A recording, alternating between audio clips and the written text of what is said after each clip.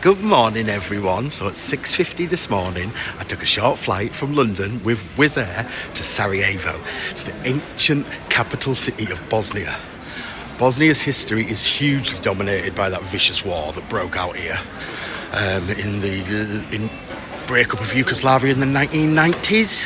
But it has a really cool history dating back to the Ottoman Empire, and I'm so excited to be here as well because it's a brand new country for me. So I'm going to take a look at the history before the war, try and see as much as I can, and maybe even see something that outdates the Egyptian pyramids or not. So, getting from off the aircraft, through immigration, through arrivals, took less than 3 minutes, okay? I was sat at the front of the plane, so it was easy. But the first thing I now need to do, I need to get some local currency. And I've only brought US dollars and euros with me because in the UK, the Bosnian currency, it's not easy to get hold of. It's not a closed currency like in Nigeria, for example, but you can get it in the airports and online. But you know what airport rates are like, and they're just too high. And it really isn't worth it. In Luton this morning, it was 1.54 to the pound. Here, where I'm about to change it, it's 2.14 to the pound. So it's much better to get it when you land.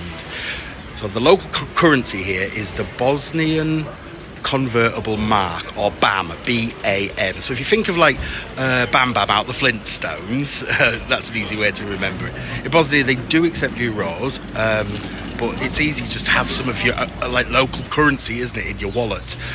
So getting from the airport, right? So you can come out and there is taxis waiting. And from here to the city, it's about 17 and a half, 18 kilometres.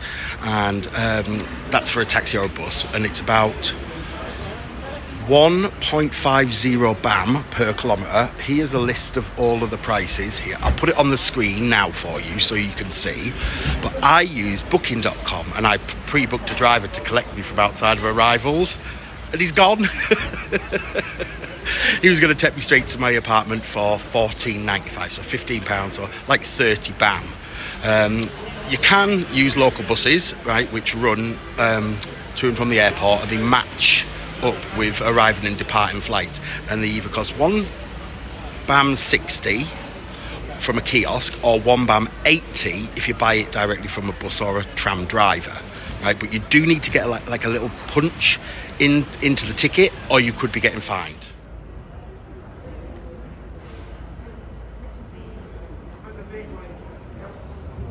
How many days stay? 5.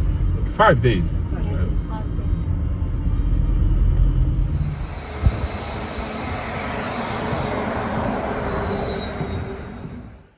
I normally wouldn't do a review of my accommodation. I think the last one I did was when I was on the ship going to Antarctica. But this, I've got to show you.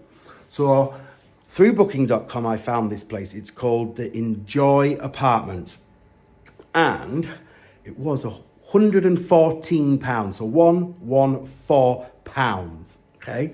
And it's 2 floors. I'm very impressed. So I'm going to start off with, it's small, but it's beautiful. So gorgeous little sitting room, okay? As I'm here, I'll show you now. A little bathroom to keep me all nice and clean.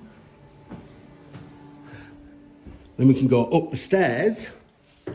These will be fun after I've been drinking all the Bosnian beer. To my own little bedroom with air conditioning. Outside parking is available as well. And it's at the other end of Old Town.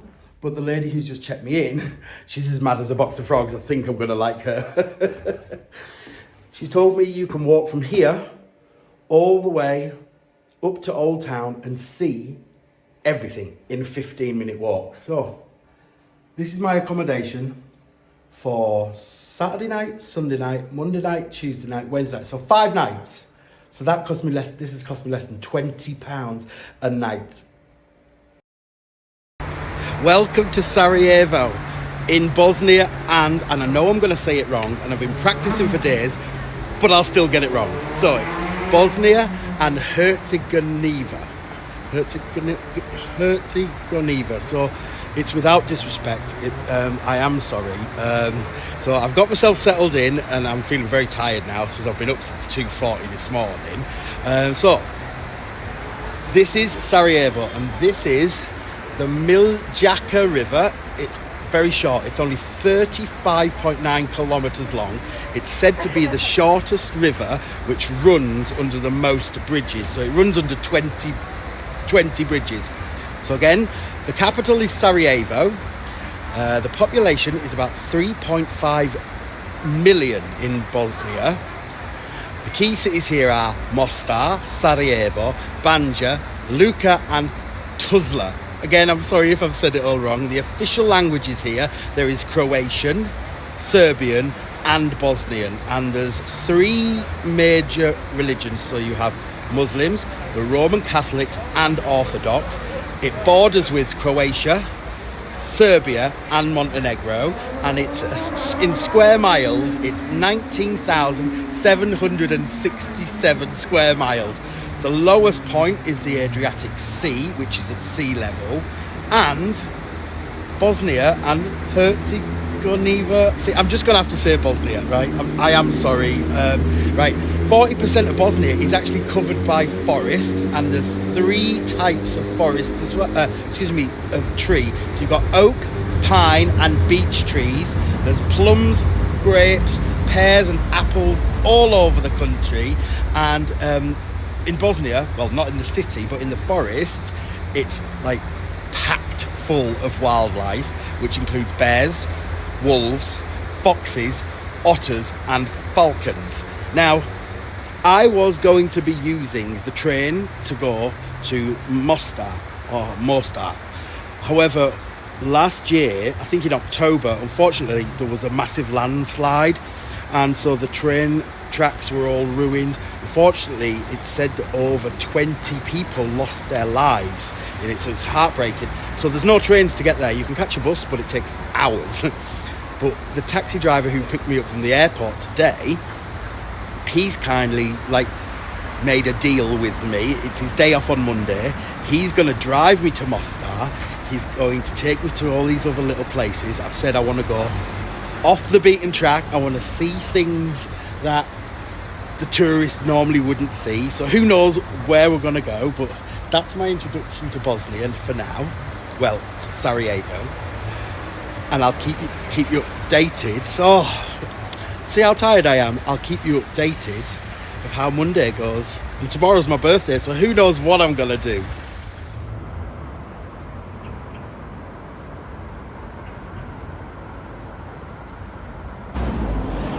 I'm going to try again.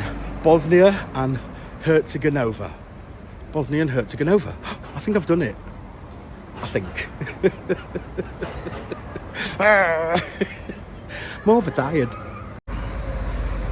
I have noticed here in the capital there is graffiti everywhere. Now we have a place just outside of Milan, and when we go into the centre of Milan, there's graffiti everywhere, which I just don't understand. I've never had it in me to do that sort of thing that I can remember. I probably have. Not that I can remember. But even like down in Venice, like when we go there, Venice is ancient. It's so old and so beautiful, yet it's covered in graffiti, and these bridges and things like that, which are so old, they're just covered in graffiti, and it's such a shame. There is so much graffiti here. Maybe it's just their way of expressing themselves. I don't know, but there's a lot of graffiti here. It's here. And here. And here. And here. And even in here. And here. And here. And here. And here. Where you're trying to get some soap or a hand towel. Graffiti, graffiti, graffiti.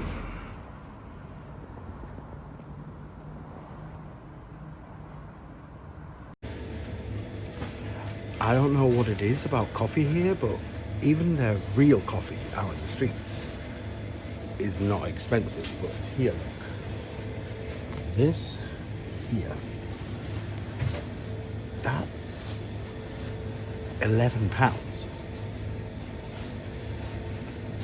Seems so crazy that it's so expensive when you can get Bosnian coffee for pennies.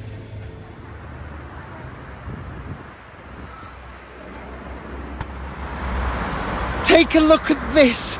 I was walking along the street and I was trying to find like some groceries to take back to my apartment, and I stumbled across this. This is the Academy of Fine Arts Sarajevo, right? It was established in 1972 as an institution of higher education, right? So in front of it itself, right, there is this bridge, and it's one of the 20 bridges that the Miljacka River, forgive me, I still don't know how to pronounce things correctly, but it does bear the phrase Festina Lente, which basically means make haste slowly, right? And that's Latin. So it's 38 meters across. It's really quite funky, isn't it, right? And it cost 2 million BAM. So that is, in pounds, 863,659 pounds. Look at this. It's just beautiful. And I've just arrived here this evening.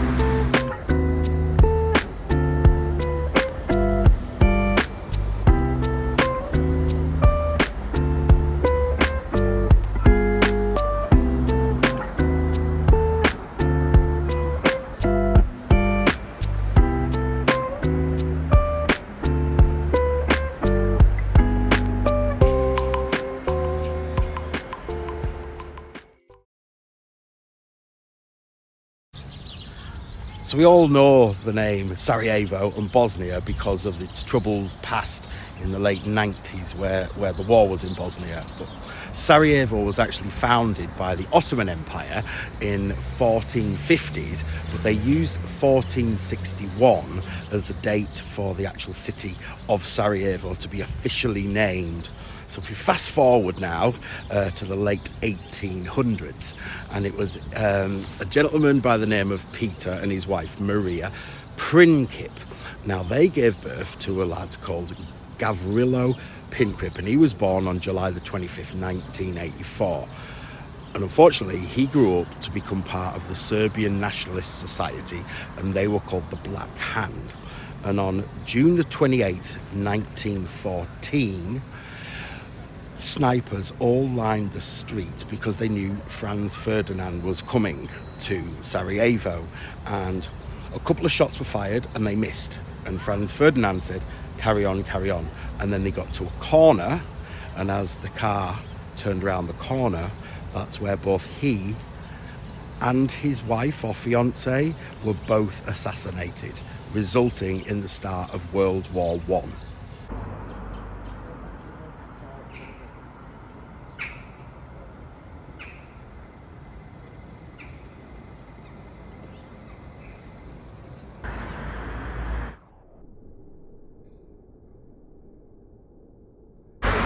So this is the Sarajevo Eternal Flame.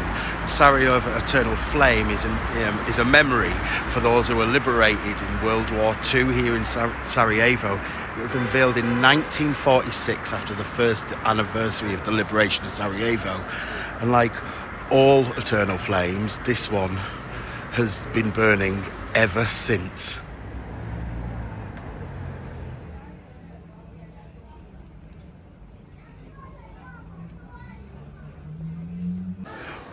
Walking around the old town of Sarajevo, I'm finding cats everywhere, and you know how much I love cats. But the old town here, this is like where East meets West, and where you have all of the different religions and cultures, and they all come together to celebrate their own religions. There was just little birds. This reminds me of my trips to Hong Kong, where there's such a diverse group of people of settlements, and there's mosques, there's churches. Hello! Hello, hi. And they're very, very friendly with mosques, synagogues, churches, and it's all here to enjoy. And every street you walk around, you just find somewhere else just as beautiful. So this is the main square. This is the main square of Old Town. It's also nicknamed Pigeon Square, and as we walk just up here, you'll get to see why. The pigeons have all learnt that us tourists, we will feed them, and I was actually hoping I could find somewhere where I could buy some food to feed them.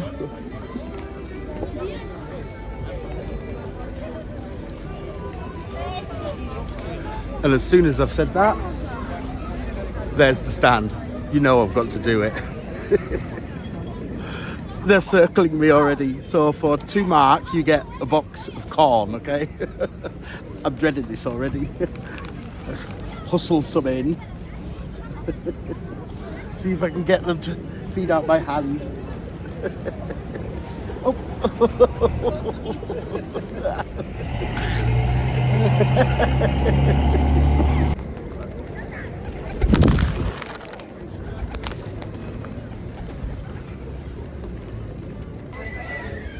So this is the Sibilla Fountain. It was originally built in 1753, and it's said that any tourists who actually come here and drink out of these very fountains, which are still running to this day, that the tourist or the people will return back to Sarajevo here in Bosnia. Try and get a little drink in a second, see if it's fresh.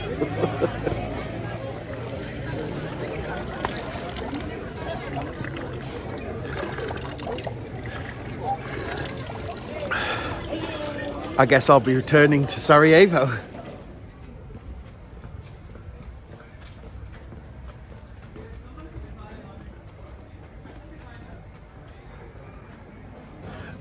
I absolutely love coffee. I really do, but I have a bladder like a wasp, and when I drink too much coffee, I'm tiddling backwards and forwards to the loo. But I really want to try the Bosnian coffee, and it's not like a cup of coffee like a latte that you'd get in Starbucks or Costa. It's real coffee, and it's supposedly very, very strong, and there's a certain way of drinking it. And I've come to this place now, and the young man, he said he's going to explain to me how to drink Bosnian coffee correctly, because it's not just like simply drinking it out of a cup. So this is how it comes to you as it's presented on this beautiful tray, and this is the jug which it comes in. They've also given me some homemade juice which is made out of roses. So with your coffee, you will also get one of these Turkish jelly sweets. Okay, so we'll have this now, and then we'll move on to the coffee. Oh, it's delicious. Kind of like Turkish delight, but it's very perfumey. I don't think you could eat a lot of it. Let's move on to the coffee. So we start by stirring the coffee. All the coffee grounds are actually in here. You then have to pour it into your cup. You can see all the grounds. And then you leave it to settle. But while it's settling, you take one piece of sugar, like this. You dunk that in while you're waiting for the coffee to brew. 1 coffee cube. Oh, that coffee is very strong. I'm going to be shaking all day. While the coffee's brewing, we'll try this.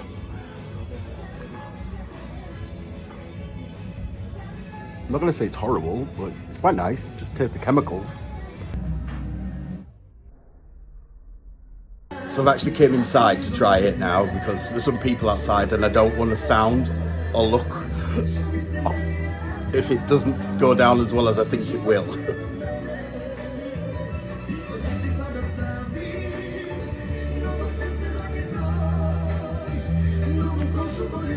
The camera don't lie.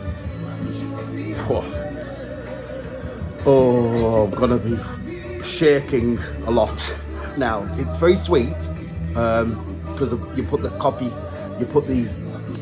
cube into the bottom, but it's very strong. It's quite bitter as well.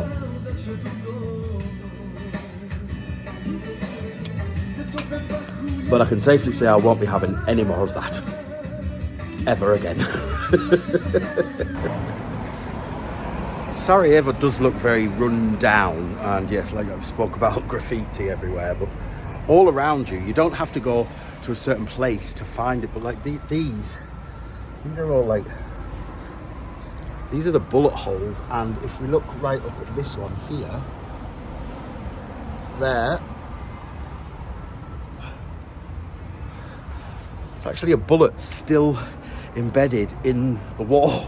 From the wall, every building has a scar or a mark from that wall, which is still so fresh in people's minds. It's a topic you don't really bring up because people are still very tender about it, but the people of Bosnia, of what I've learned, is that they don't want to forget. They like to see the scars because how they've moved on from the war. And even right up here, you can still the scars of it all. It is really sad. It is, but like the Bosnians are doing, you have to move forward. You have to move on from it. Very, what's the word? Sobering. That could be one way of saying it. There are so many synagogues, churches, mosques all around Sarajevo, and there isn't enough time to show you all of them. So I decided on one that I'm going to show you, and it's called the Saint Michael the Archangel Church. Now, the reason that I wanted to tell you about this church is no one actually knows when it was built. Some say the 5th to the 6th century. Others say it was in the 15th to the early 16th century when the Ottomans came and they rebuilt it. But there's a reason I specifically wanted to come here. Okay, so hundreds and hundreds and hundreds and hundreds of years ago, so supposedly a lady had actually throttled her kid, like strangled her child and killed him and threw him in to the river. Now, all the locals heard about this and they were so outraged that they went and got the child out of the river. They brought him to this church and he was buried here. And then over time, I think it was about 200 years later, they wanted to do some renovations work, so they dug up his body and they saw that he was so well preserved that they thought it was actually a miracle. So this is now like an area where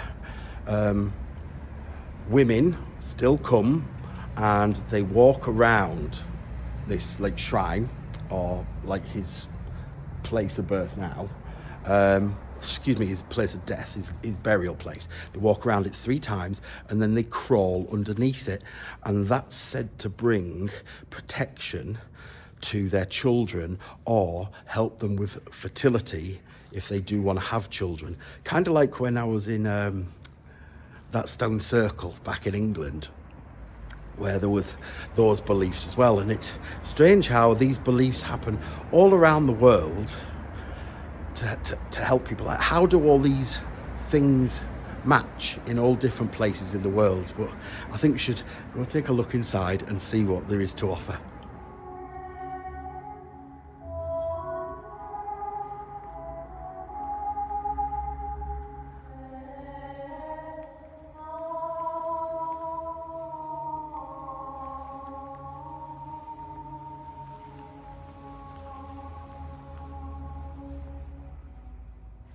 So this is the child's resting place. This is where his body is, and women will come in here, they will circle it 3 times, and then they will crawl underneath here so that they can protect their children or for their fertility. It's very beautiful.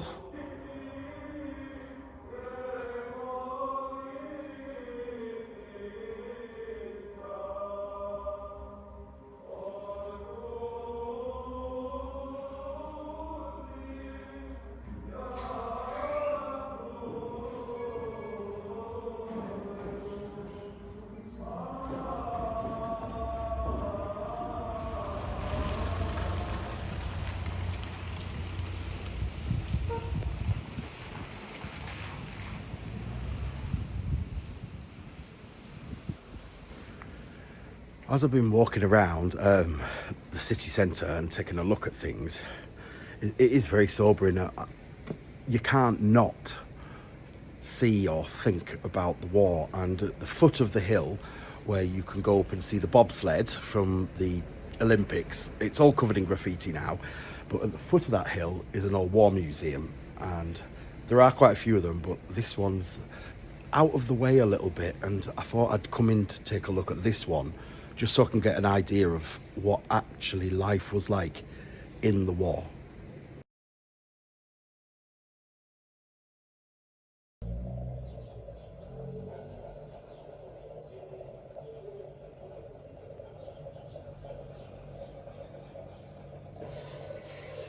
This is very sobering. I've just walked through the front door, and to see these were all like original things that this is a family run museum.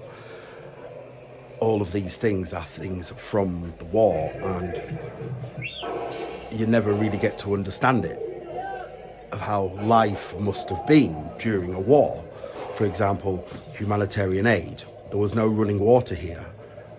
Empty canisters were sent, but no actual water was sent, so people had to go out and find natural springs and boil water, but people couldn't boil the water because they didn't have wood to collect the water. And then there's even a story up here how a couple, they were out looking for water and they were actually shot and killed, and their child was only 6 years old.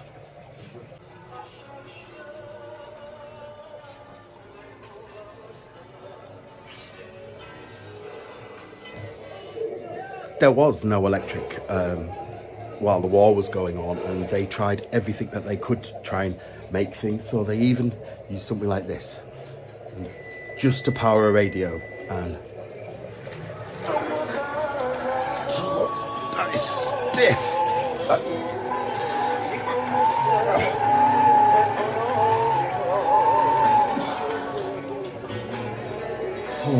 Just to get a little bit of light or some music. Landmines were hidden all around Bosnia, and there are actually still places where you can't go because they don't know if there's actually still landmines there. And a landmine is the perfect soldier. It doesn't sleep, it doesn't need feeding, it will just lay in wait. And in here there are 2. Okay, there are 2 landmines hidden in this picture. One in this little show. Here's one, but can you spot the other one?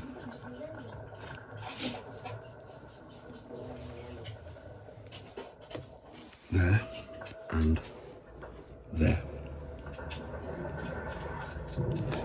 I just thought it was a plant pot for like what plants are in, but that's how well hidden they are. Here we are inside a makeshift bunker now, which has been built to try and show you what it was like living in these bunkers. And there's a green button you can press to turn the light off for 10 seconds, and so you can hear and feel what it was like inside. Here we go.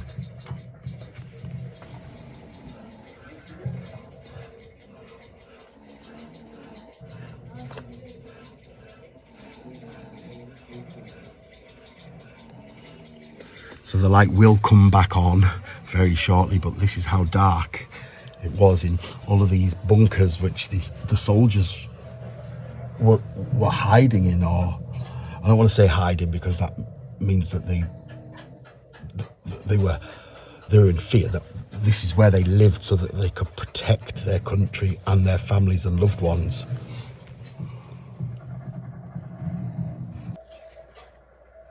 This is a lot. This is a lot. Well, I came into a little section here, and these are copies of people's diaries, like children's diaries.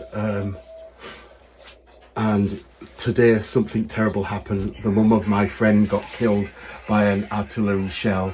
She would have stayed alive from the shrapnel, but her heart could bear the fear. So she died right there on the site. God, what kind of life is this? Jesus. And then, this is tough. In this room here, this is on this wall.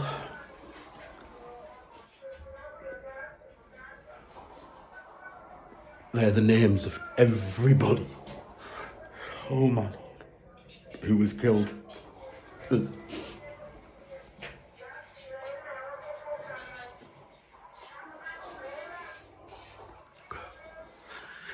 It's just too much to read. These poor people.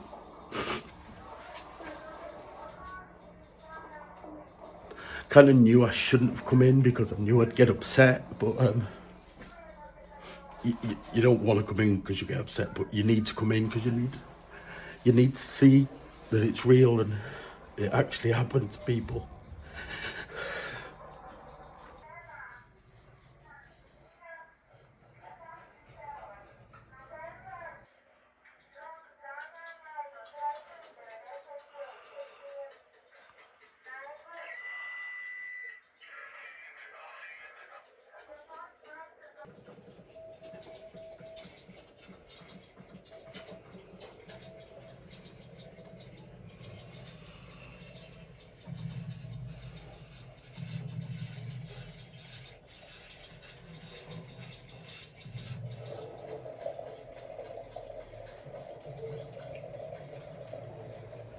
Well, I've actually even just tried to make this video twice. That's absolutely knocked the wind out of me. I don't know what to say. So that's enough adventure for me today. It's my birthday today, so I hope you've enjoyed our little adventure around today. I'm done for today now. I'm gonna go and have some whiskey. Love you, bye.